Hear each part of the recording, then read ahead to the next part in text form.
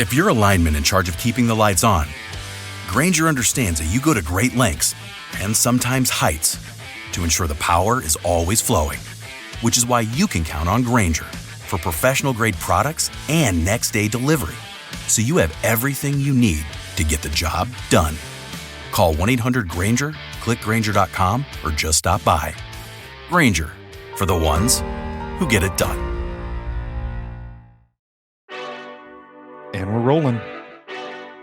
Welcome to Drinking With, the podcast where we raise a glass to the movies that have reached the legal drinking age. I'm your host, Stephen McCash of the So Bros Network, and join me as we embark on a cinematic journey through the classics of yesteryear, celebrating their 21st birthdays and styles, from iconic blockbusters to hidden gems, each episode to a different film that has stood the test of time and shaped our cultural landscape. So grab your favorite beverage or the one we have curated for this episode, and let's dive into the nostalgia as we explore movies that are finally old enough to join us for a drink.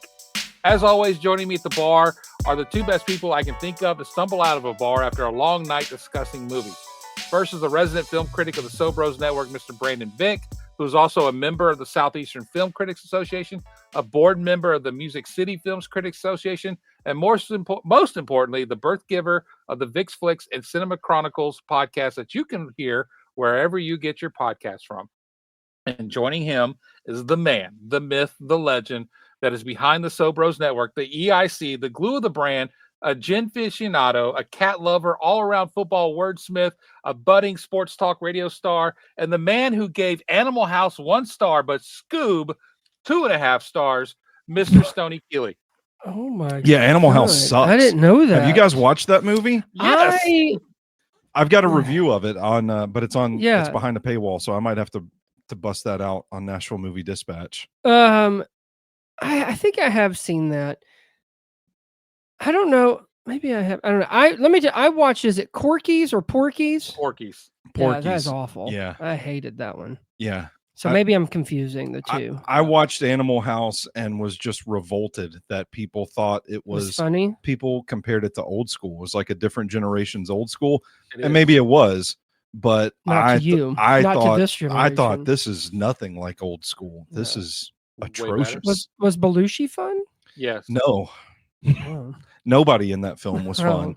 I think, what did you say I gave it, McCash? One out of 5? 1 out of 5, but you gave Scoob 2.5 stars. Scoob was fine. Scoob wasn't too bad. I don't know why you're picking on Scoob. Yeah. Has nothing to do with Animal House. Yeah. It's Jeez. the rating scale. Scoob was fun. This is what's going to happen. Every Drinking With, we're going to be check each other's letterbox. We're going to every couple of episodes. I like to add a little something to the show. Thank you for leaving mine out this time. Well, Brandon doesn't put old movies on Letterboxd. I don't put old movies. No, I don't do that. I should. Yeah. But I don't know. I'm just stuck on whatever year I'm going through. I just now started lists for adding TV shows. See, I won't do that. I don't think I can do that either. Yeah. I think it gets too muddy. Yeah. Well, the only ones I've done, I guess, were limited series, I guess. Because I did Disclaimer and I did Shrinking. There you go. But anyway, I mean, I guess I could do other lists of like I want to eventually get every movie I've ever seen on there. On there? Yeah. I don't know if I can remember every movie I've ever seen. Yeah, I mean, a lot of these, because of our movie review rewind podcast and the Drinking With one, it has been nice to kind of go back. Well, for the most part, it's been nice to go back and watch some movies. Not all of them, of course. Some episodes more than others. Yeah. This one, I think, is one that, at least for myself, I enjoyed going back to revisit. I didn't hate it, but I remember I would have been 18 years old. I think I was still technically 17 when this came out. And just everything. Was it summer of 2020? Summer of 2024? Summer of 2024, yeah. Yeah. Summer of 2004 when it came out, I believe. Yeah. And I remember like laughing at every word that came out of Napoleon Dynamite's mouth. And his brother, which his brother's still funny. Just like being so caught up in, this is like a real this checks the box as a cult classic. Oh yeah. Oh yeah. And I got caught up in the cult of it. When I watched it again, and I haven't watched it since 2004. When I watched it again this week, literally yesterday before we recorded this episode, I maybe laughed a couple of times, and I actually caught myself thinking Napoleon Dynamite's actually pretty annoying, and he might have deserved to get shoved into a locker. What I remember is it was one of those where I guess it was maybe at Sundance or something, and so it had critical buzz and people would chant there. But I remember it was one of those where like it was 100 theaters, and then 200 theaters, and Green Hills was the first one to get it in the Nashville area. And some of us went. I don't That's know. where I went. Is that where we That's all where went? I saw it with you. And so there was a few of us, I think. Yeah, it was everybody was stoked to see it. Yeah. And I think everyone walked out of there thinking it was really funny. It was very different. It's quirky. But now seeing it, and I definitely haven't watched it all the way through since then. I'm kind of with you, Stoney. It still has its. I think it's charming. Yeah, the quirkiness and charming of it. Yeah. But there are times where I think some things just went on for too long. They beat it into us. Yes, I don't. I started to find where Napoleon Dynamite's like, gosh, I found that to be annoying. I didn't think it was funny. His brother was still funny. I kind of liked him. Yeah. Is it Rocco? Rico? Rico. Yeah, he's hit or miss. He's hit or miss with me. There's parts where I'm like, oh, you know what? That was funny. Then other parts it's I don't know. It just seems like it's some stuff seems really, I mean, in a way it's dated, but even then, like it feels like it's humor that's not even like 2004. Yeah. Like before that. So I don't know. Yeah. Well, we'll disagree, or agree to disagree, or disagree to disagree, whatever. Sure. We are talking about Napoleon Dynamite. One of the taglines for the film on its posters and advertisement was, "He's out to prove he's got nothing to prove." And I agree with you where Napoleon is an annoying character at times, but I think that was part of the plan. Even though some people think he's, heartwarming and quirky and all that shit, I always found him annoying, but yet funny at the same time. But but I feel like he's one that, like, I think in the end you're supposed to be rooting for, and I don't care. I never saw it that way. Yeah. Okay. But I get your point. Yeah. But Napoleon Dynamite is centered around the eccentric and quirky Napoleon as he navigates family struggles, friendships, and high school life in his small Idaho hometown. The 2004 comedy's humor stems from its offbeat characters, deadpan delivery, and absurd situations. That's it. Yep. Yeah, That's it. It was directed by Oscar-nominated filmmaker Jared Hess, who, What's he nominated for? He was nominated for 2024's Best Animated Short Film, 95 Census. I didn't catch that one. That just happened. But he's done what? Nacho Libre, the Minecraft movie that's about to come out. Oh, did he do that with Jack Black? Yep, and he is also in development of Shanghai Dawn, which would be the third in the series starring Owen Wilson and Jackie Chan. How about that? Oh, they're bringing that back. Yeah, I'm not interested in it, but that sounds. No. I'm sure it's fun. But I didn't see the first two. That weird. It had Sam Rockwell in it. Something Gentlemen Broncos. It was a weird movie. I felt like it was kind of like a Napoleon deadpan thing, but it wasn't very good. No, I didn't see that Anyway, or hear of it. Yeah, well, there you go. See, but Sam Rockwell. Yeah, he was in it. Yep. Yeah. But Shanghai. Yeah, I'll be honest. I don't think I like Jackie Chan anymore. Did you ever like him? I mean, I kind of did. Yeah. But why don't you like him anymore? What did he do? I feel like he hasn't done anything. But then there's that story about his daughter, and like he kicked her out because she's gay or something for 20-something years, and doesn't pay her any attention. And then like somebody else, there's another family thing where they acted like he couldn't give them money, but he's like worth I don't know how many millions of dollars. And then there's also this thing where, I mean, he's in a Karate Kid movie. Okay. He wants to do, I know they're trying to do another Rush Hour. I mean, it seems like he doesn't really have anything else to do but sequels. He's kind of like a Tim Allen. Oh, okay. You know, Man. but there is now. He did do a Chinese movie, something about kicking around with a panda bear or something. So I don't know. I guess he's doing fine. Yeah, I didn't expect us to get to Jackie No, Chan listen, strays on the well, here's Napoleon the thing. Dynamite podcast. I feel like he's a nice guy, but then all this other stuff, and I'm like, well, what's happened? Like, with is he a him? real nice guy or is he Right? a fake Is nice it? guy? Yeah, and it feels, I don't know, feels more like he's sort of a fraud. But let's just assume he's like a really nice guy, loves his family and all of his children. He still hasn't done a good. I mean, when's the last movie you saw him in?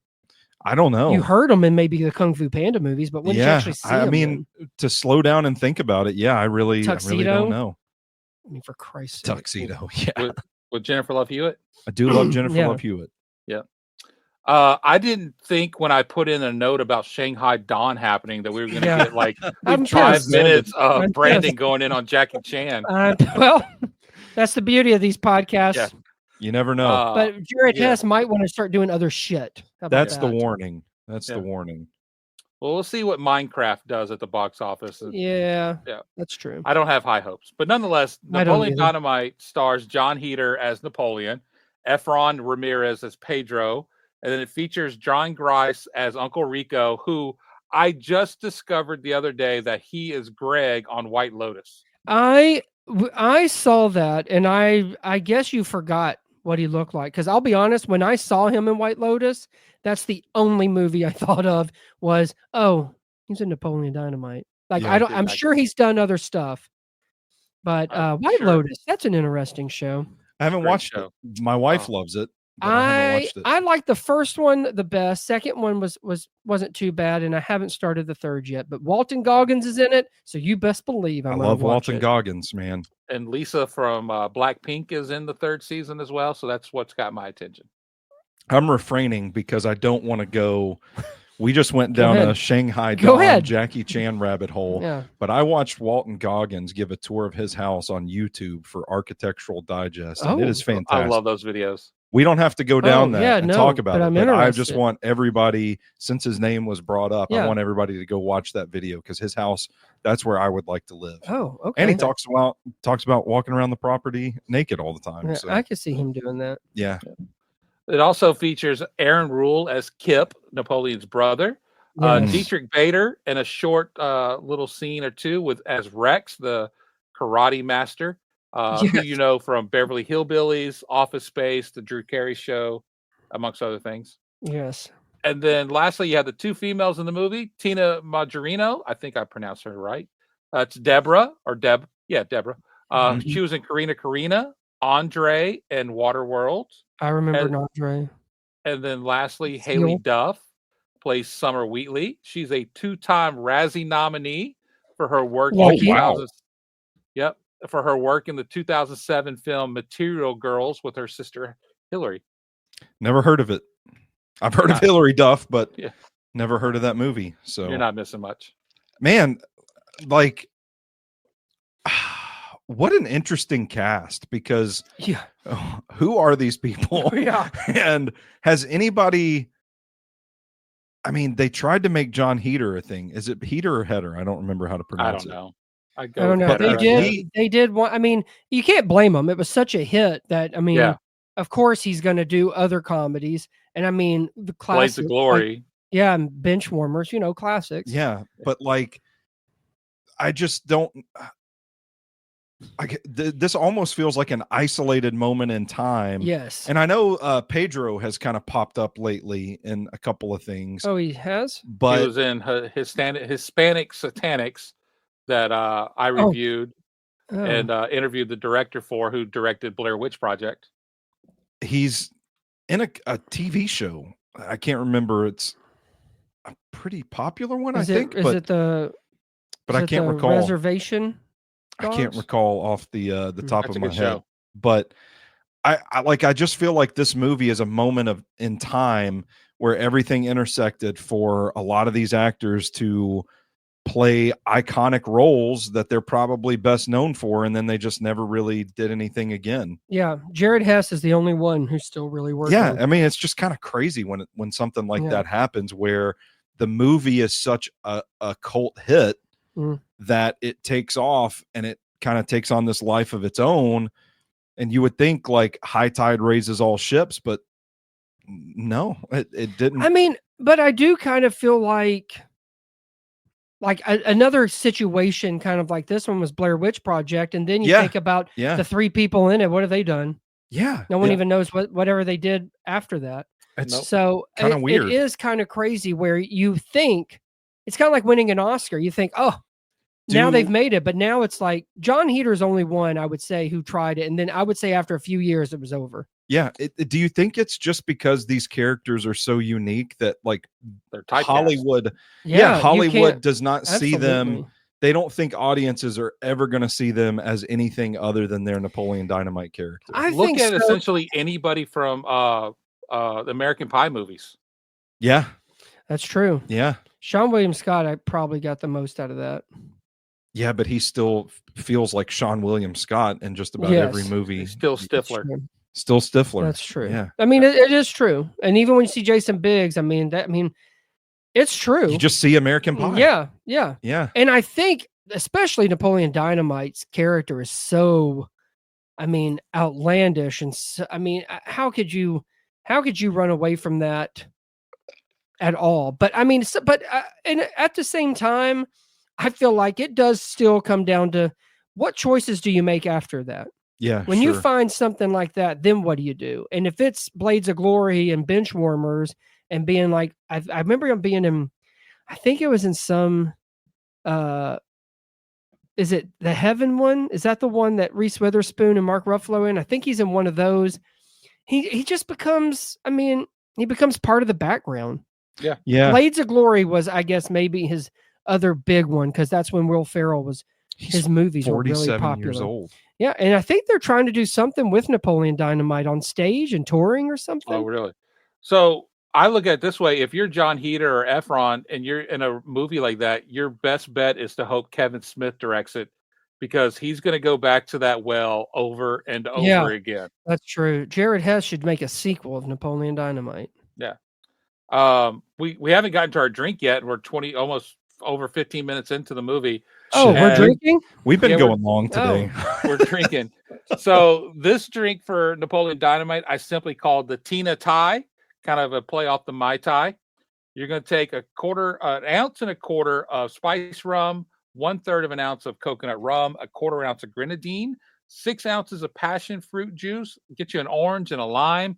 You're going to fill a highball glass with ice, pour all your ingredients over the ice, and then garnish with a lime and orange wheel. And that is simply a Tina Tai. Tina, come drink your drink. That didn't turn out like I wanted it to, but I get the vision though. I appreciate it. Not as good as my Paul Newman impression. No. Go back a little bit, but so this is going to be a difficult one when we come to talk about budget, box office, and things like that because it didn't get the release a lot of major films do and whatnot. But what do we think the budget for Napoleon Dynamite is or was?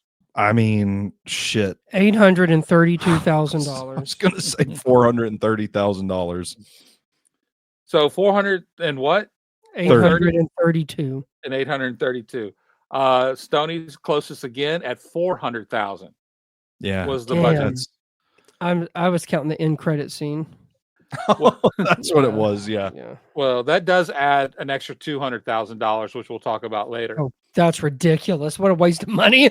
All right, so go ahead. As we get into the box office, Fox Searchlight spent $3 million on advertising for the film, and nearly paid $4 million for the distribution rights. So they're $7 million into this film.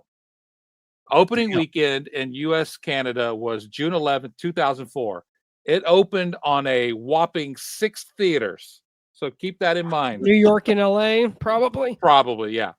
So on those 6 theaters, well, I'm not going to ask you that yet, but it opened against Chronicles of Riddick, Stepford Wives, and Garfield the Movie.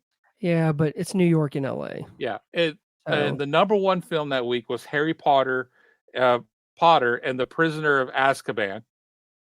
But it did beat out Scooby-Doo 2 and The Whole 10 Yards at the box office that weekend. How about that? So my question is, on 6 screens, what did Napoleon Dynamite make opening weekend?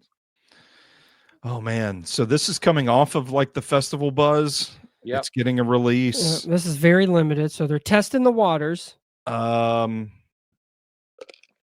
Just I don't for a know. weekend, though. Just for a weekend. Just a tip. I'm gonna say 164,000. 164. I'm just gonna go with 200 because that's kind 200. of yeah. You both overshot. Yeah. Napoleon the Dynamite brought in $116,666. But out of 6 theaters, that's Not pretty too shabby. good. Not too shabby. Nope. It did, eventually expand into more theaters where it brought in $44.5 million US Canada. But the world did not really enjoy Napoleon Dynamite, or I really don't think they got a chance to enjoy Napoleon Dynamite because the overall worldwide box office score was just over 100. I keep trying to give it more money. Yeah, It was just over $46 million.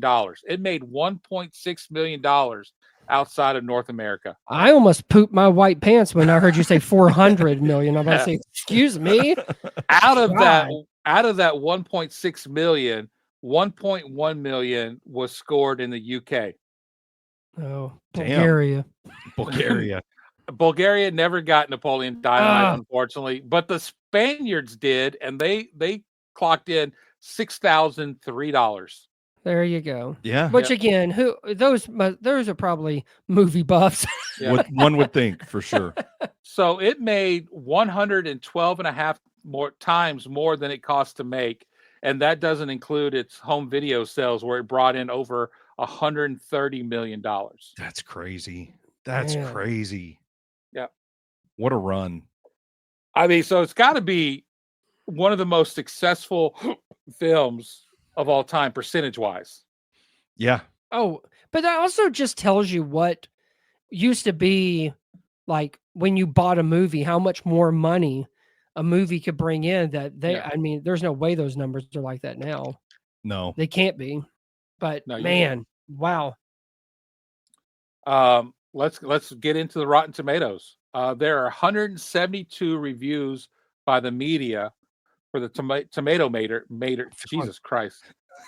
It's the third one. I was about to say the third podcast of the day. It's just bragging. I haven't had pizza yet. Yeah. So what do we think the Tomato Meter score is for Napoleon Dynamite? I am going to go 78. I was going to say 83. Okay, there we go. Somewhere around there, I would imagine. You both overshot again. We're looking at 72%. I don't feel like this. I felt like this film probably spoke to a particular generation that I don't. Oh, that's true. I don't know that the critics necessarily got it with this one. Yeah. Yeah, I could see them kind of being like nose in the air, like a little out of touch from why people like it. Yeah. Well, I pulled a couple of those to mention, and Lou Limenick from the New York Post on June 11th of 2004 wrote a little movie with a lot of heart and a lot of laughs. So that's positive. And rest in peace, Roger Ebert of the Chicago Sun-Times wrote on June 18th, there is a kind of studied stupidity that sometimes passes as humor, and Jared Hess's Napoleon Dynamite pushes it as far as it can go. See, that's what I'm saying. Out of touch. You don't understand why people think this is funny. Yeah. Which now I might be more Ebert than I am Lou, but yeah. But for the people that were we loved it then. The people that were in the cult at the time. Yeah. It spoke to them. Yeah, that's true. I will say out of the majority of the comedies we've reviewed on this podcast that I've thoroughly enjoyed, for me personally, this one I think has aged the best. Like I go back to Bring It On, and Bring It On did not age well at all. Yeah, I will say that as far as standing the test of time, it's not like we watch some stuff with like Super Troopers where we're like, that's really sophomoric, immature. Or Dude, Where's My Car? Dude, Where's My Car? Did not age well at all either. I think you can watch some comedies of the era, and like we talked about with, I can't remember, but talking about like, oh, you can't make that joke today. Yeah. It doesn't age well. Yeah. I think the humor in Napoleon Dynamite is in the mannerisms of a lot of the characters. And that is stuff that I think does typically lend itself towards aging pretty well. Yeah, it's not. It's what's funny is like we're talking about where it's like quirky, but it's not like risky. I mean, Yeah, it's not like pushing anything that deals with any kind of, race, gender, or anything like that. It's really just, I mean, oddball characters in Idaho. I mean, it's a PG movie, so it Yeah. didn't take many risks at all. Yeah, with language or jokes, which is fine. Which is fine, but it also is. I mean, if it played it safe, then it probably does look like, oh, you know what? We could all watch this again and be fine. No one would be shocked. Yep. And so we talked about the media. There's 250,000 plus reviews for the popcorn meter. Oh my God. What do we think people thought of Napoleon Dynamite? Has to be higher than 72. I'm going to say 85% because I do still think that a large contingency of this film's fan base is going to be like teenagers of the era that have held it fondly in their hearts throughout the years. And I think there's probably going to be a lot of people that have gone back since 2004 and watched it and thought, what the fuck is this? You know what? Parts of me want to say, oh, I bet you it's in the 80s, but I haven't been right about any of this shit today. So I'm just going to say 77. There you go. 77. And would you say 82, 85? 85. You both overshot again. 74. Wow. Okay. Wow. All right. That's all right. So it's about even with its the critics. 72 and 74. But the people on Letterboxd had a lot of things to say about Napoleon Dynamite. Starting with Travis K. He gave Napoleon 3 stars and simply said, "This movie feels like being in Goodwill." Not Goodwill Hunting, but a Goodwill store. Yeah. Oh, I don't know if we're talking about people or their style, but their style could be totally Goodwill. As someone that frequents a Goodwill, I get it. Yeah. I mean, they do go to a thrift store at one point in the movie. Yeah. I think they mean more than that. Cadino, who also gave 3 stars, writes, "This is Lady Bird, but for awkward boys instead of depressed girls." Yeah. Yeah. Okay. I liked both these films, so I get it. Lady Bird is great. So Houston Coley gave it 5 stars and says, "Watching this movie with a group of people who haven't seen it before is probably one of the greatest experiences you can have, like as a human being." And I will say that when this movie first came out on DVD, I bought it. I'd already seen it in theaters, but none of my friends had. So I did just that. I had 5 or 6 people that came over. We had movie night, watched that movie, and I watched with bated breath to see what their thoughts were going to be, because it's either you're going to love this movie or you're absolutely going to fucking hate it. I don't know anybody who originally saw Napoleon Dynamite at that time and was like, it's all right. Yeah. That's true. You can't do a movie like that. You're either going to be praised or they're going to hate it. And sometimes it's going to be for the exact same reasons. Yeah. I do remember to that point, hearing all the buzz about the movie, seeing the previews, and then that being one that is we used to go to the movies all the time, and it would just be an open invitation. If you want to come to this, come on in. And there were some movies that it would just be me and Brandon for that nobody gave a shit about. Yeah. But Napoleon Dynamite was one of those that people were like, hey, when are you guys going to see that? Yeah. And we had a group of 8 people for that movie. And keep in mind, this is also when only one theater was showing it. Yeah. You had to go up there. And so it was one of those event kind of movies for a certain crowd that it made it the hype, the group experience kind of made it a little more, it contributed to the legend, so to speak. Yeah. And that goes all the way to today. Sometimes people say, hey, you should see this in a theater, only because sometimes if you're watching it at home, it's not the same experience. Yeah, for sure. Yeah. For sure. Most of the time it's not as a fun experience. Yeah. I only remember advertising for this film happening on MTV. Like Yeah. Well, I mean, watching yeah, that's TRL and Room Raiders and shit, I always saw ads for Napoleon Dynamite, Room Raiders. Room Raiders. but nowhere else. So this next one, I'll let you determine what they're trying to say here. But Riley Savage gave Napoleon Dynamite 4 stars and says, a movie that's most impressive feat is remaining dry when it could have been so easy to get wet. Yeah, I get that. Yeah. Man, I think I understand what No. he or she is saying. Yeah, I didn't know if they were trying I to feel like they're get trying to horny or say not. you could get. Well, I guess you could take it that way. Yeah. I That I side feel like ponytail of Deb did it for me. there's a bunch of it's subtle in a lot of ways, but and because of the deadpan humor, when it could have been like you could have turned it up to what a Jim Carrey or Will Ferrell movie. Yeah, I see. Yeah. So Yeah. that's the top. way I saw it. Where like, oh, it could have been like totally over the top, absurd, ridiculous, but there's always this one. Obviously, is very grounded in many ways, even if the characters really seem kind of, preposterous. But All right, I've got Thanks, two more. Riley. I got 2 more. We'll move on. Nev, who gave 3 stars, and a lot of people can agree with this. I want what Kip and LaFonda have.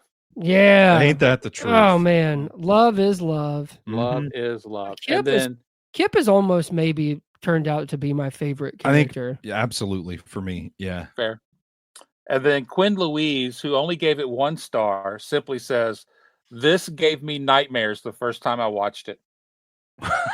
That's, Oh, damn. man, I don't yeah. know what to take about that. I can see a world where it's difficult to come out of if you watch this film and you're just like trapped in it and like it feels like purgatory. Mm. You go to sleep that night and you get stuck in that film. Yeah, absolutely. It'd be a nightmare. So this was an award-winning film that should not be looked past upon. It was nominated for Best Popular Movie at the Critics' Choice Awards that year. The other nominees, and I'll let you decide who won.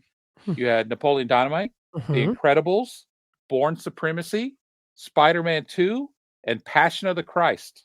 Oh my God. I'm gonna say The Incredibles. I would probably think The Incredibles or Spider-Man 2. A superhero won it, right? Spider-Man 2 was your winner, beating out Passion of the Christ barely. Yeah. It was a Grammy That's nominee. crazy. Yeah, that's an odd choice to have in that list. Yeah. I hope we don't review that film this year. I will tell it has to be just like the box office one they have now. Like it, because I know Passion made a ton of money. Ton of movies. It was the highest grossing rated R movie until Joker. Wow. That's a long time. That's a run. Yeah. It the was power of Jesus.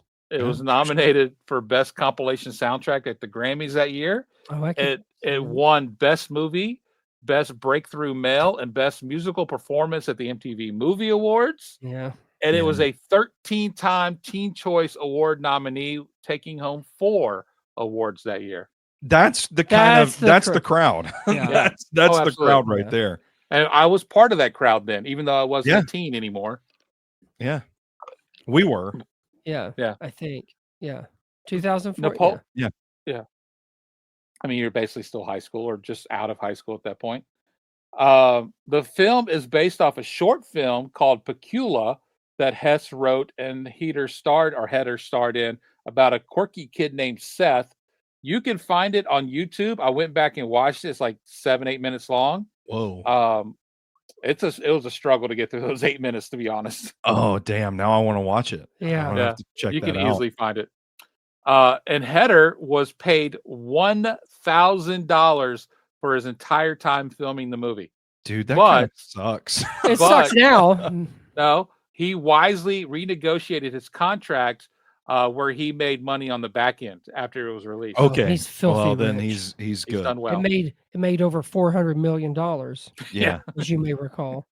It was filmed. It was shot in 22 days, which was 1 day longer than it took to film Clerks, and over 14 months shorter than it took to film Eyes Wide Shut, which took 15 months. That feels like a remarkably short time to make a movie. Yeah, but on that kind of budget, Well, and touche. Clark's budget was only like $30,000. Man, But what I love is that if you think about it, like, yeah, I mean, they're only what, school and how, I mean, farmland. I mean, they're not really like, I mean, There's to few make a sets. movie is very difficult, but I just mean the locations and things that they need. So apparently the weather and everything must have really worked out to get Yeah, 22 days. yeah. It's Idaho. I would imagine it works out. That's true. fine. There ain't nothing there. No one's there to stop you do anything. Here's the really interesting fact, because if Heder and Efren would have gone on to be bigger stars, they could have easily saved film companies a lot of money, because they both have an identical twin. Really? Whoa. Yeah, Whoa. What are the odds of that happening? What on a are movie the odds set? of that? I didn't do that math. That's well above my pay scale. Multiverse of madness God, here. yeah. And what's not uncommon in Hollywood is people playing high school characters when they're well Yeah. above that age. John was 26 years old at the time of filming, and Efren, Pedro, was 31 years old at the time of filming. But they did a good job because they look like They made high it. school. Yeah. Everybody Yeah. kind of looked like they could be in their last year of it anyway. Yeah. Yep. And then John Heder permed his hair for the film and drew nearly every one of the animals you see in the movie. Dedication to his craft. Save Yep. money. He's an actor's actor. Yeah. Yeah, he is. is. Damn. The scene where the school bus pulls up in front of a field with a farmer about to shoot a cow actually happened to Jared Hess in real life. He was on a bus headed to kindergarten when it happened to him. Oh my damn. That is- God. oh man. Now, out of all the iconic filmmakers that have come and gone throughout the years, this is the favorite film of one of those filmmakers, and the one and only director of Silence of the Lambs, Jonathan Demme. This is one of his favorite films of all time. That is Wow. surprising. Yeah. Yep. That's a huge compliment to Hess. Yeah. Yeah. Yep. So here's a random question for you. It's 2004. You go to see Napoleon Dynamite in theaters, and Napoleon talks about his favorite animal is a liger. Did you at the time think the liger was a real animal? No. No. No, I did not. I did not either. But that's what made the joke funny. Yeah. Yeah. Is that it The wasn't a real liger, but it is a real animal. It's the result of a male lion who mates with a female tiger. How about that? Yep. Does it look like his drawing? Yeah. I would imagine I it's know. spot on. Yeah. Now, Heder went on to keep the majority of his costumes when filming wrapped, Lucky. and he later traded his vote for Pedro's shirt for one of the original golden snitch props from Harry Potter and the Sorcerer's Stone. Of course he did. Damn. That's a good exchange, I think. Yeah. That's a good exchange, but who sets that up? Yeah. Yeah. Hey, I'll give you this if you give me that Pedro Yeah. shirt. And like, who do you meet on set somewhere that has access to something like that? It's a cult, I'm telling you. Yeah. Hollywood. It's a cult. Like Holly weird. Hollywood. If you ask me. Now, it took me 21 years to discover this, and we talked about it earlier, but there is an end credit scene to Napoleon Dynamite. No, I the forgot to scene- go watch. Yeah, it includes Napoleon riding up on a horse, which is inspired by the 1982 Australian film The Man from Snowy River. What Fox Searchlight did is they re-edited the film to add a 5-minute epilogue at the end of the film. The surprise wedding scene was filmed after its initial theatrical run and cost about half of what the original film cost to make, which was $200,000. That's crazy. Why? Yeah. And it's a wedding. All that And is a wedding. It added nothing. Even if you were to do a sequel, that wasn't Yeah. necessary. No one even cared. Yeah. Why would you do that though? I don't know. I mean, did they just wanted to I guess they relive thought, the- hey, when we release this DVD, we're going to tell them there's a deleted scene and there's an end credit scene, and then we'll make that which they did make over $200,000 $100 back. million. Well, off of yeah. that. So I in mean, all fairness, who I are we guess to question? I guess that was money well spent now that I think about it. But Yeah. I still think they would have gotten that same amount of money without it. Yes, probably. Because I have the DVD still to this day, and I never saw that scene. I was about to say nobody knew and it it's existed. at the very end. Like it actually, it even when I watched it, it is on. I think whatever it's streaming on Hulu, it is like it is on it, but it even goes black for like a few seconds where you would probably turn it off anyway. Like it takes its time before it says, what is it, a month later or something like that? Yeah. But the thing is, with streaming services, once the credits roll, they minimize the movie to a box to get you ready for the next thing that's showing. So you have to go back in to actually watch it. They make you work to get there. That's true. But I didn't know about that. And I didn't know about this fact as well, that Nintendo and PlayStation both released a video game based on the film in 2007. What? Really? Yeah. Oh my God. I would be curious to see that. They used to, and there was this was probably at least a few years later, but I think they tried a Napoleon Dynamite animated series. Yep, I've got notes about that there. Oh, okay, all right. While there's not been a sequel made, there was a short-lived animated series in 2010. It ran for 6 episodes before being canceled on Fox, and it was worse than the Clerks cartoon, which is saying a lot because that was horrible as well. But wasn't like the main cast a part of it? The whole cast was back, yeah. Everybody was back. Wow. Ouch. Yep. Boy, did that tell you how long that by 2010 it's over. Yeah, it's lightning in a bottle. It was lightning in a bottle. It really was. But I didn't know. I'd love to know the video game. What were the missions? Yeah, for real. Feeding Tina, I guess. Might try. That's what I'm. Find that on YouTube where you can find these people that go through and play the game. And then you could practice your glamour shots. Would be one, and your sweet Jamiroquai dance moves. Absolutely. The movie was filmed entirely in Preston, Idaho, which is the hometown of Jared Hess, and not a single scene in the entire movie displays any characters at night. No shit. Everything's during the day. How about that? And the whole community in Preston surrounded itself with this film, and to help keep the budget down, residents of the town often housed and fed many members of the crew during filming. Well, that's nice. Yeah. I mean, he's only getting paid $1,000, so. I have an update on the Napoleon Dynamite video game.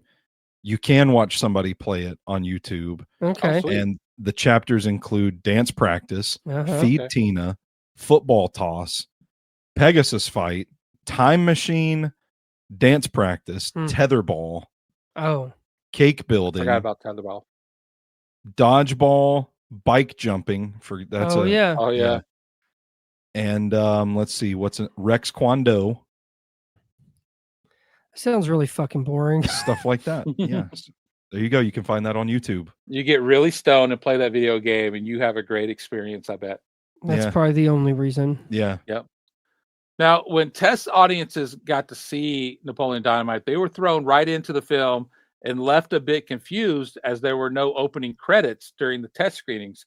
They were later filmed in the cinematographer's basement, but then had to be reshot because the studio did not like the look of John Heater's hands as he's putting the food dishes on the table with the opening credits written among them. And they decided they wanted a hand model instead. Ouch. Damn. Poor Heater. Yeah. Damn. Just let him. Yeah. Let him do his thing. Yeah. I did like the intro where it's all food and yeah. That was cool. That was cool. Jared Hess claims he only so the name Napoleon Dynamite was original to Jared Hess as far as he knew, but it was actually a name used in a number of Elvis Costello songs back in the early 1980s. And really? When Jared Hess claims he only learned of it the week prior to filming rapping from an extra on set, he says if he would have known that the name existed earlier, he would have changed the entire character's name and movie title. Yeah. Please tell me you have some coulda, woulda, shouldas for that. What could be his name? Well, in the short film, his name was Seth. Yeah. What a fun movie title that would be. Yeah. You guys see Seth? Seth Dynamite. Seth Dynamite. But Elvis Costello has been quoted in interviews about Napoleon Dynamite, and Jared Hess not knowing about the name, basically calling bullshit on it. He's like, dude, you knew that name existed. But I'm like, I don't know who deep dives Elvis Costello discography looking for names. Yeah, Jared Hess is. What was he in his 20s when he was doing this? I would imagine, I don't think he thought, hey, you do know Elvis Costello sings that, right? I don't think anybody even thought of Elvis Costello. How have we gone this entire podcast without mentioning that Jared Hess directed Masterminds too?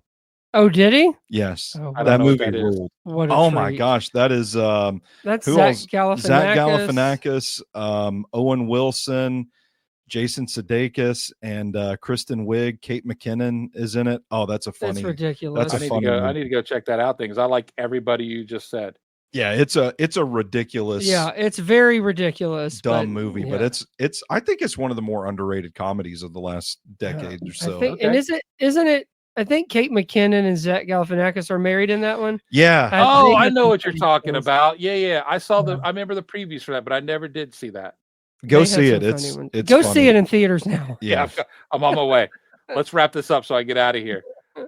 I just kind of screwed myself. I don't know what I did with my notes. There we go. All right. So another thing I learned that if you go to the offices of 20th Century Fox, or their lot really, you will find a full-size bronze statue of Napoleon Dynamite on its campus, paying homage to the film and its success. How about that? Wow. Now, was that before Disney bought it? Probably. It's probably dead now. It's probably been thrown in the sea into the Gulf of America. Yeah. All right. So I've got some coulda, woulda, shouldas for casting. So I'll start by saying John Heder was not the original pick to play Napoleon Dynamite, but rather he was set to play the bully Randy. But when the director couldn't find anybody he liked for Napoleon, he had Heder look over the part, and that's how the casting of Napoleon Dynamite came about. So just a quick question. So Hess and Heder do a short film that's sort of based on Napoleon Dynamite, but he doesn't think Heder can actually play Napoleon Dynamite? That's what I kind of questioned as well, because if you watch Pecula like I did, it's Napoleon. It's the hair, it's the look, everything. Man. There's a different Pedro. Actually, Pedro is a very small character. There's a different Hispanic character that plays his best friend as well. So I think Heder's been dicked over. It sounds like it. You do a short film. I'm only going to take $1,000, and then you can't find anybody, so I'm going to do it. And he was going to play the bully. Yeah. That sounds even more weird. Well, picture this: you've got John Heder as Randy, the bully. Yep. And then the only name that I have in my notes considered for the role of Napoleon was Jake Gyllenhaal. Oh my God. That would have been, first of all, the budget goes up. First of all, you're making that, well, not, yes, it can't be 400. What was it? 400,000? 400,000. Yeah. I can't even see. That just doesn't seem. That's just. I don't like it. I don't like any of it. I don't like it either. Well, stay with me here. You got Jake Gyllenhaal as Napoleon, and as Uncle Rico, you have the star of The Incredibles, Jason Lee. Oh, man, I don't like that. I don't like that either. I don't like any of it. This casting's awful. I have a name for Deb, and that's Alicia Silverstone. No, but you're close. Alicia Dushku. Well, who's that? Eliza Dushku. I mean, you got me with Alicia. I fucked up. Who is it? That's Elijah Dushku from Bring It On. Oh, okay. All right. I'm with you. That's the only one that might have. Yeah. Might work, but I don't. I feel like they got the conditions. But isn't it? But again, we talk about lightning in a bottle. Like he couldn't find anyone, so Heder had to step up to the plate. Yeah. And then even like with Rico, I can't of all the Jason Lee would have been too young. First of all, probably. Yeah. I mean Rico. Yeah. Rico is trying to picture Jason Lee in 2004 in my head. Well, remember, he was in The Incredibles. Yeah. That's true. Remember, you saw him in it. He looked pretty young in that. Yeah. Sounded really young. I picture him in like Mallrats or Chasing Amy. That's the Jason Lee I see. Yeah. But we do have two names for the role of Rex. I think Dietrich Bader was perfectly cast for that role. Mhm. But Everybody Loves Raymond's Brad Garrett was up for the role. That would have been so weird. Yeah. And then lastly, Jack Black as Rex. Yeah. I mean, I could kind of see it, and that's why I ended up doing stuff with him later. But yeah, none of they would. I don't know. I just feel like they would all stick out too much. Yeah. I guess maybe with Jack Black, that's reasonable because Rex is in, I don't know, 10 minutes of it, maybe tops. Mm-hmm. But and he would bring the energy. Don't get me wrong, but yeah. I mean, Gyllenhaal and Jason Lee, yeah, I'm glad things didn't work out for others to work out because I don't even think it'd have the success. Probably not. It had. I think this is one of those cases where going with the unknown was better than bringing in a name. Yes. Yep. As far as notes wise, that's really all I have for Napoleon Dynamite. But obviously quotes. This is an extremely quotable film. At least it was 21 years ago. I still say Your Mom Goes to College all the time. To this day. That was that. I'm going to be honest. I totally have forgotten most of what came from Kip. And I think that's why he's my favorite, is because the shit he would say. And my favorite is after he says that, the look on his face, like he's so proud of himself. Yeah, like he is so proud. And I do like, why? I'm busy. And he's like fixing nachos. And he's like, well, can you at least bring my chapstick? I like what? I still say, so I guess you could say things are getting pretty serious. I forgot that that's where I picked that up from. And I being on football Twitter, you still hear references to Uncle Rico all the time. Like, I bet. And throw the ball over them their hills or whatever. People still say that. Yeah. I don't think I really quote anything. I don't think I quote anything from it. I remember some of the mannerisms and stuff that came from Napoleon Dynamite, but yeah, I really like Kip's stuff. Yeah. I thought that I actually, when I was laughing, it was mostly because of Kip, because of the way he acts, and when they are with Rex, and he tells them to do that, like, take me off my feet, and does that sweeping kick. It's so. I thought of Orange Cassidy. It is so pathetic. Yeah. And the way Rex keeps hitting him, it's like, oh, he like keeps holding his ear, just smacks him in the back of the head over and over. It's funny. I want a movie about Kip. Yeah. Of course, then if it's an hour and a half, then if it's an hour and a half, I'd probably be like, oh, stupid. A lot of times when somebody keeps complaining about how hungry they are, I'll just say, just make yourself a dang quesadilla. Yeah. I think the grandma was funnier. I remembered. Yeah, I did too. I love the line that Kip says to Deb, I see you're drinking 1%. Is that because you think you're fat? Because you're not. You could be drinking whole if you wanted to. That's good. The way that he thinks his he's delivery. So cool. Yeah. And livery, and just like the way they dressed and stuff, it really, there's movies where it's kind of like, but I mean, costume for Napoleon Dynamite, like not for just from the movie. Tell me it doesn't put you right in the lives they're living. Say and so. I love Kip's. Yeah, I love Kip's wardrobe. And with certain people that I know have a fondness for this movie, like I do, if I'm on the phone for them, I call them up and be like, "Will you bring me my chapstick?" That's good.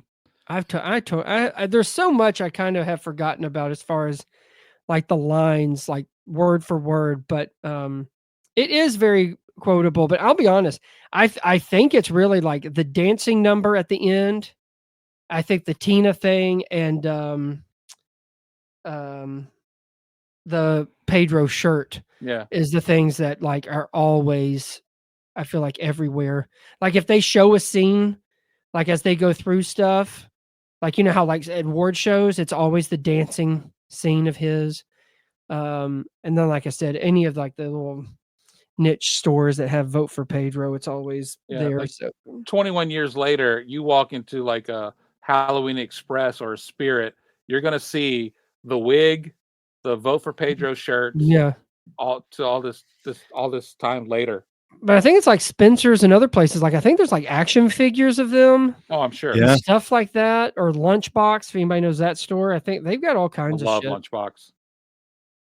Or is So- it Box Lunch? Yeah, Box that's Lunch. it. It's Box Yeah. Lunch. Box Lunch, yeah. Lunchbox is my favorite radio personality. Okay, I'll take your word for that. Yeah, I think there's a lot of cultural things. You know, the language of the film, the look of the film. This was basically like a Will Anderson. Shit, is that his name? Did I just- Wes Anderson. Wes Anderson film to me, with the look and vibe of the film, but actually good and funny. I kind of got Rico vibes off of like I feel like the Rico the wrestler reminds me of Rico Yeah. from Napoleon Dynamite. Okay. Not sure if that's a coincidence or not, but I'm trying to decide if I want to let that Wes Anderson insult go or not. oh well, you do I love think him. that's You do love his. to put this in the stratosphere of Yeah. Wes Anderson's work. Yeah, he doesn't know any better. My chest hurts right now. Yeah. But Anything you'd like to talk about with John Cusack? He would have been a great Uncle Rico. Oh God. Have we You know done- what? I'd rather have him than Jason Lee. What's on the calendar for John Cusack? this There's year? nothing. I think we're done for a while. Thank God. Oh, For a man. very long time. Oh, I don't even know what would be next. I don't either. What about his stunt double? She He doing doesn't have- anything? Oh, you bastard! But yes, no, I think it's kind of more of just the overall vibe and stuff of the movie and some of the costumes and shirts that I really I mean, like you said, it's still everywhere to this day. Yep. It's definitely a part of the culture. Whether you I think it's funny or not anymore, it's definitely there. definitely agree. I wonder if people in high school now watch it and think, "Oh, that shit's funny." I don't know. I think You know, that's because they've my seen a lot biggest- more stuff now. my biggest question mark about this film. Like, does it still apply to people who are that age when we saw it? I don't know. Well, let's get a van. Let's go to a middle school and I gotta load it stop. up. I gotta stop you right there. yeah, that's I got Ugh. a family. Okay. We'll knock off the idea of taking a bunch of junior high kids to see Napoleon Dynamite to get their thoughts. But one thing I can ask you guys, our Mount Rushmore question as we wrap up and get out of here, is your favorite low budget films. And by low budget films, I mean $1 million or less. yeah. So do you have yours, Brandon? Yeah, I think so. I had to look it up because I wasn't sure what. Hardly How much anything's it's worth. made for $1 million these Right. days. Yeah. But I'm gonna go with now this is according to IMDb, I think. So I hope this is right. But Reservoir Dogs. See, it was on my list, but if you go to their Wikipedia page, the budget says 1.2 million. All right. So I crossed it off Okay. of mine. I had a But- couple that were like that were borderline, that I was like, shit. But I would have had Reservoir Dogs on my list as well. Well, there's also Rocky is on this one. Rocky's on my list. Yeah. Rocky, okay, and then Blair Witch Project. That's Mhm. the easy one. And then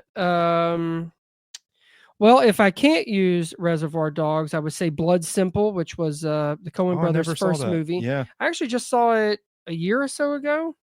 And then there was something else I saw. I know which one is going to be on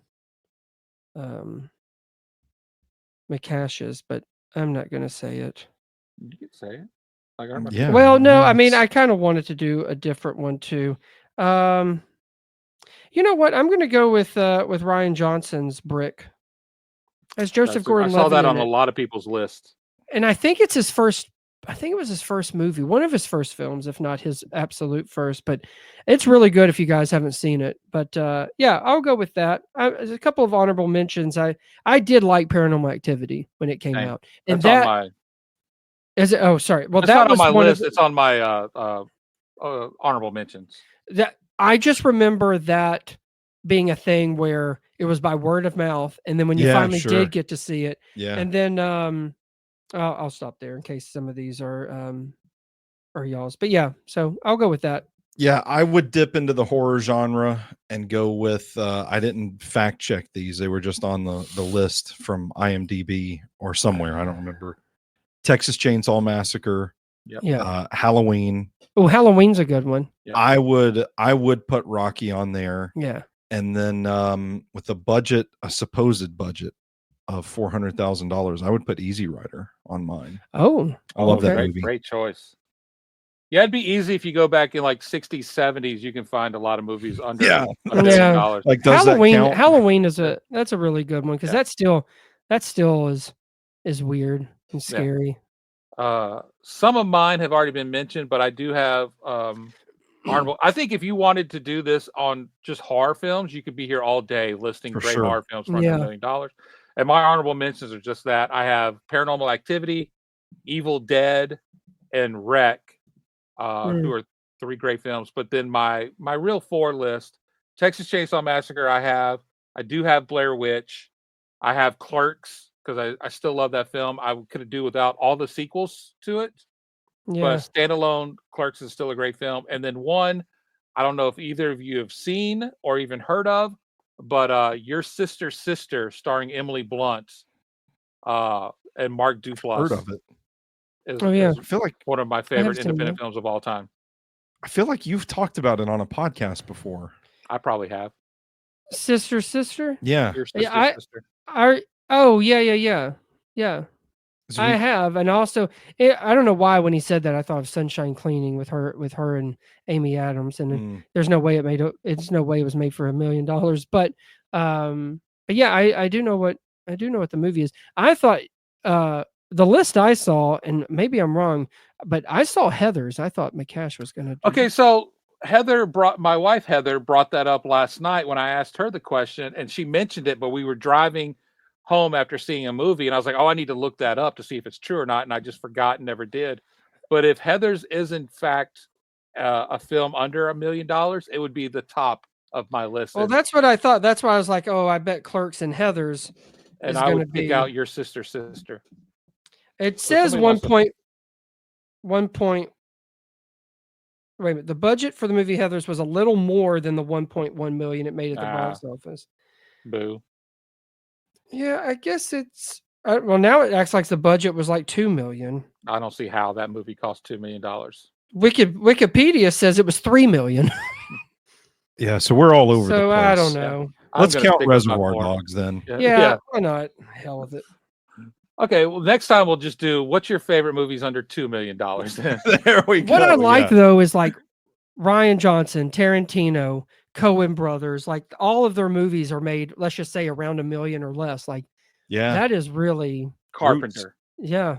Carpenter. Yeah. I could, if I'd have thought about it, we're not allowed to speak his name really, but I guess I could go back and find Woody Allen films that were under $1 million because his movies. Why? What did he do? It's not what, it's who.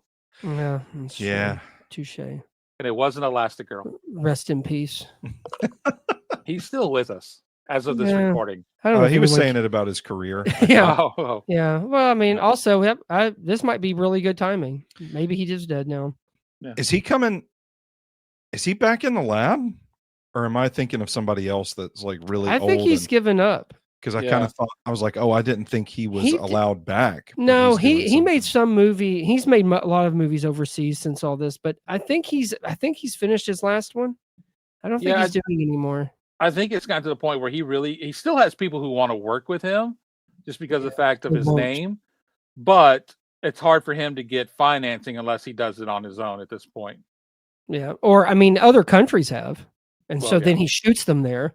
Yeah. But I mean, to start getting big names to come over there, I think, Damn, he's made a lot of movies. Yeah. Coup de Chance in 23 was his last credit film. That's it. Yeah, I was going to say, I think that was his last one. And that's French. Yeah. Yeah. The last one I saw was A Rainy Day in New York in 2019. I liked that movie. Yeah. I don't think I finished that one. I don't know what my last one was. Midnight in Paris is one of my all-time favorite movies. Yeah, it's a great film. I love Scoop with Scarlett Johansson. It's one of my favorites of his. Manhattan Murder Mystery with Alan Alda is a fave as well. Say what you want. Man made great films back in the day.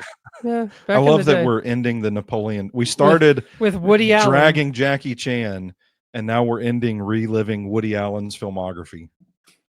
Look, I could do a couple hours on Woody Allen films, but I don't think we're allowed to do that in today's world. Yeah, I don't think so. I don't know if anyone would listen. Yeah. I don't know. I think you can do whatever. That's these days, You just say whatever you want. No. Yeah. Who cares? You can salute how you want, say what you want. Exactly. Wave. Yeah. I think it was just a wave. You got excited. It's just you give your heart to people. Yeah. That's what it is. Yeah. Run around on stage with a chainsaw, doing whatever the fuck you want. Yeah. Man, what a time to be alive. Let's do that Woody Allen podcast. Yeah. Let's do it. Let's do it. Woody Allen and O.J. Simpson. Yeah. Write them down. Yeah, there we go. A retrospect. Yeah. One of them's dead, so who cares? Possibly both of them. Yeah. And who's it that the other troubled director for pedophilia Roman as well? Polanski? Polanski. Let's just throw him in the mix as well. Hell yeah. Mel Gibson. And the guy who directed Powder. Yeah, that guy who directed Powder. I forget his name, but he had some child issues as well. He worked for Disney. Wow. That's like those people that work for Nickelodeon. Yeah. Let's plan this podcast when the Michael Jackson biopic comes out. Okay. Oh, yeah. Yeah. There we go. That's a good idea. And on a roll. We are on a roll. I can't. And Antoine Fuqua's doing that one. Yep. Really? With, Michael's nephew. Yeah. Playing Michael. The nephew, Miles Teller's in it. How about that? There's quite a few. Coleman Domingo.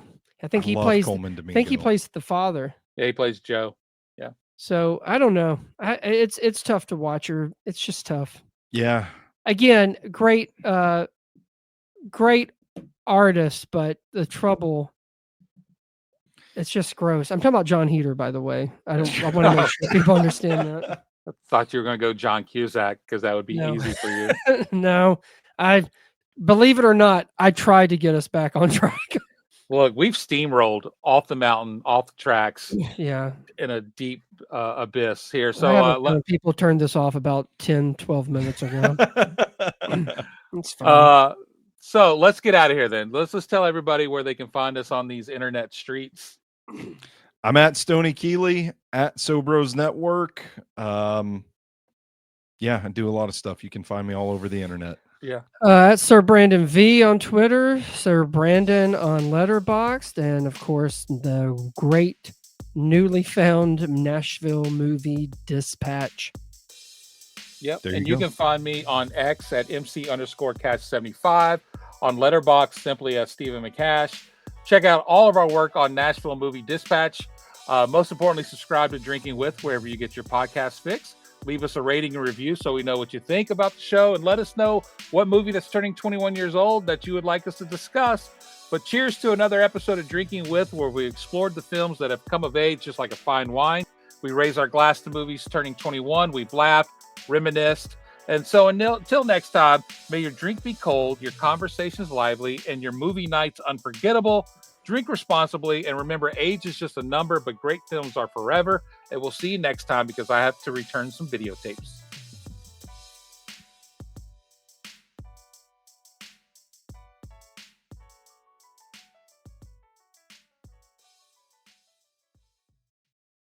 Hello, it is Ryan, and we could all use an extra bright spot in our day, couldn't we? Just to make up for things like sitting in traffic, doing the dishes, counting your steps, all the mundane stuff. That is why I'm such a big fan of Chumba Casino. Chumba Casino has all your favorite social casino-style games that you can play for free anytime, anywhere with daily bonuses. That should brighten your day a little. Actually, a lot. So sign up now at ChumbaCasino.com. That's ChumbaCasino.com. No purchase necessary. VGW Group. Void where prohibited by law. See terms and conditions. 18+.